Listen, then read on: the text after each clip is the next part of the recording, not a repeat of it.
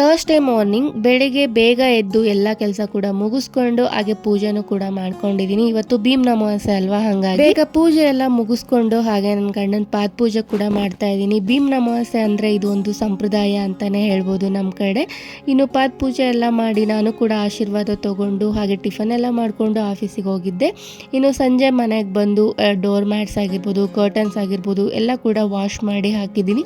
ಇನ್ನೇನು ನಾವು ಕೂಡ ನಾಳೆ ಹೊಸ ಮನೆ ಹಾಲು ಉಕ್ಕಿಸ್ತಾ ಇರೋದ್ರಿಂದ ಇವಾಗ್ಲಿಂದಾನೇ ಪ್ಯಾಕಿಂಗ್ ಎಲ್ಲ ಕೂಡ ಶುರು ಮಾಡ್ಕೊಳ್ತಾ ಇದ್ದೀನಿ. ಹಾಗೆ ಮೊನ್ನೆನೇ ಬಾಕ್ಸ್ ಎಲ್ಲ ತೊಳೆದು ಕ್ಲೀನ್ ಮಾಡಿ ಎತ್ತಿಟ್ಕೊಂಡಿದ್ದೆ.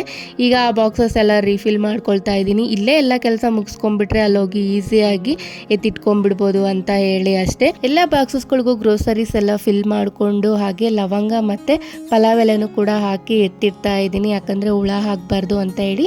ಇನ್ನು ಒಂದೊಂದೇ ಕೆಲಸ ಕೂಡ ಸ್ಟಾರ್ಟ್ ಮಾಡ್ಕೊಂಡಾಯ್ತು. ಹಾಗೆ ಪ್ಯಾಕಿಂಗ್ ಕೂಡ ಸ್ಟಾರ್ಟ್ ಮಾಡ್ಕೊಳ್ತಾ ಇದ್ದೀನಿ. ಇನ್ನು ಗ್ಲಾಸ್ ಐಟಮ್ಸ್ ಎಲ್ಲ ಹಾಗೆ ಬಾಕ್ಸಲ್ಲಿ ತೊಗೊಂಡು ಹೋಗ್ತೀನಿ.